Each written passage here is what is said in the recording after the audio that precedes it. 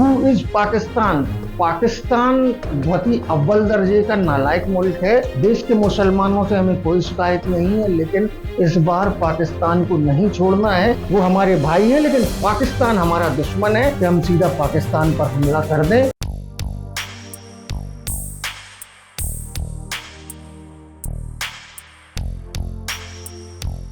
नमस्कार दोस्तों, मेरा नाम है प्रोफेसर डॉक्टर सर्वेश जैन और मैं फिर से हाजिर हूँ अपना चैनल अल्टरनेट पर्सपेक्टिव लेकर।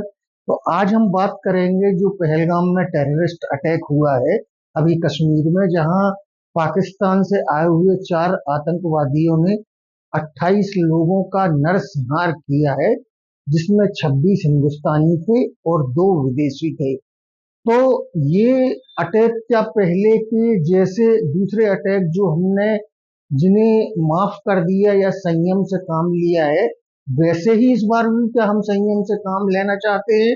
नहीं। मैं पूरे देश की तरफ से प्रधानमंत्री मोदी जी से कहना चाहता हूं कि इस बार भारत संयम धारण नहीं करेगा। 78 साल से हम संयम धारण करे हुए हैं और उसके नतीजे के तौर पर हमें यह मिल रहा है। यदि सिक्योरिटी फोर्सेस में आपस में झड़प होकर कोई यदि शहादत को प्राप्त होता तो हम एक बार मंजूर कर भी लेते, लेकिन बेगुनाह टूरिस्ट पर गोलियां बरसाना, ये कौन सा युद्ध है और ये कौन सी मानवता है? तो हमें इस बार प्रधानमंत्री मोदी, अमित शाह साहब और सबसे मिलकर यही कहना है कि हमारे देश के अल्पसंख्यक हमारे अपने हैं। देश के मुसलमानों से हमें कोई शिकायत नहीं है, लेकिन इस बार पाकिस्तान को नहीं छोड़ना है, क्योंकि तो पाकिस्तान ऐसा एक नालायक मुल्क है जिसके अपने आप सुधरने का इंतजार हम पिछले 78 साल से कर रहे हैं, और उसके बदले में सिवाय खून के, सिवाय मर्डर के, सिवाय हत्याओं के हमें कुछ नहीं मिला है। पाकिस्तान जब बन रहा था तब 1946 में भारत के स्वतंत्रता संग्राम सेनानी और पहले शिक्षा मंत्री अबुल कलाम आजाद साहब ने भविष्यवाणी की थी कि पहली बात तो ये कि ये गैरिसन स्टेट बन के रहेगा। गैरिसन स्टेट अर्थात जिसमें सेना का पूरा कंट्रोल रहेगा और जो केवल युद्ध के वातावरण में ही सरवाइव करेगा।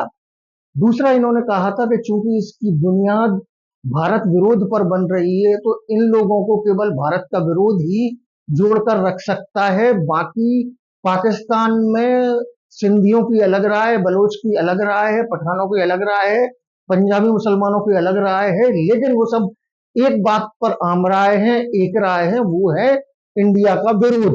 तो पाकिस्तान बहुत ही अव्वल दर्जे का नालायक मुल्क है, और वो नालायक मुल्क होने के साथ साथ इंटरनली डिस्टर्ब्ड मुल्क भी है, क्योंकि पाकिस्तान में सबसे बड़ी प्रॉब्लम ये है कि हु इज पाकिस्तान। आप पाकिस्तान किसको मान रहे हैं? पाकिस्तान की चुनी हुई सरकार को? पाकिस्तान की चुनी हुई सरकार को बहुत ज्यादा पावर नहीं रहती। हमारे पास 1999 का उदाहरण है, जब वाजपेयी साहब ने नवाज शरीफ साहब से मित्रता करी थी और नवाज शरीफ साहब ने भी रेसिप्रोकेट करी थी, उनकी तरफ से भी मित्रता वापस लौटाने में किसी भी किस्म की बेईमानी नहीं की थी, लेकिन उनकी जानकारी के बाहर परवेज मुशर्रफ ने, उनके सेना अध्यक्ष ने भारत पर, कारगिल पर हमला बोल दिया। तो पाकिस्तान की सेना और आईएसआई का गठजोड़ है जो वो पाकिस्तान की सरकार से ज्यादा मजबूत है। तो यदि आप वहां की सरकार से नेगोशिएट कर भी लोगे तो भी इसलिए बात नहीं बनने वाली कि फौज का और आईएसआई का निर्णय बिल्कुल अलग रहता है। इसके अलावा पाकिस्तान में कुछ तंजीम है जो टेररिज्म की सपोर्टर हैं, जिनकी हम बात करें तहरीक तालिबान पाकिस्तान, लश्कर तैयबा, जैसे मोहम्मद। तो लश्कर तैयबा के ही एक विंग ने जो पहलगाम अटैक किया है, इसलिए भारत के पास घूम फिर कर इस विकल्प के अलावा अन्य कोई विकल्प नहीं बचता है कि हम सीधा पाकिस्तान पर हमला कर दें, क्योंकि उनकी इकोनॉमी पूरी तरीके से कोलैप्स्ड है। वो 2 दिन भी वार सस्टेन नहीं कर पाएंगे, और यदि हम एक बार हमला बोल देंगे तो उनको हमेशा के लिए नसीहत हो जाएगी। याद रखिए, बदमाश बच्चे को आप कितना भी समझाइए, कितना भी रोकिए, कितना भी टोकिए, कितना भी डांटिए, उसको एक ना एक बार तो पिटाई इसलिए लगानी पड़ती है कि वो पिटाई की दहशत उसको याद रहे। तो यहाँ मानिए पाकिस्तान बदमाश बच्चा है, और हमें परिवार के बुजुर्ग हैं जो हमें पाकिस्तान की पिटाई लगाकर ही हम उनको सुधार सकते हैं और कोई तरीके से सुधारने की हमने इतने सारे प्रयास तो कर लिए डिप्लोमेसी के लेवल पे, कलाकारों का यहाँ वहां जाना, लेकिन उनके लिए केवल एक ही भाषा है जो है शक्ति और सेना की भाषा, और तभी उनको कुछ समझ आएगी, क्योंकि ये हमारा जो दुश्मन है, इनके यहाँ का जो अंदरूनी जो निजाम है वो भी इतना बिगड़ा हुआ है कि क्योंकि हम भारत में रहते हैं और हमें ऐसा लगता है कि सरकार ही सब कुछ है, जबकि पाकिस्तान में ऐसा कुछ नहीं है। पाकिस्तान में इंडिपेंडेंट नॉन स्टेट प्लेयर्स भी बहुत सारे हैं जो उनकी चुनी हुई सरकार के काबू के बाहर है।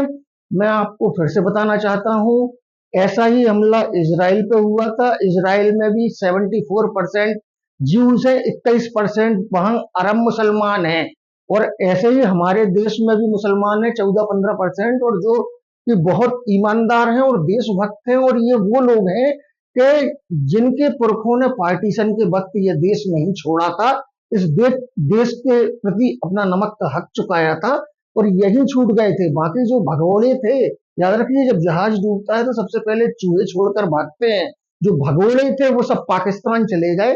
तो ये जो हमारे भाई जो बाकी छूट गए हैं वो हमारे भाई हैं, लेकिन पाकिस्तान हमारा दुश्मन है। और मैं इस बार प्रधानमंत्री मोदी साहब और अमित शाह साहब से निवेदन करना चाहूंगा कि आप पीएको को वापस लेने की बात करते हैं, पाक ऑक्युपाइड कश्मीर को वापस लेने की बात करते हैं, तो फिर इस बार पाकिस्तान पर पूरा हमला होना ही चाहिए। तो दोस्तों, मैं इस मुहिम में आपका समर्थन चाहूंगा। ये है हमारा चैनल अल्टरनेट पर्सपेक्टिव। चैनल को लाइक करें, सब्सक्राइब करें, शेयर करें। धन्यवाद।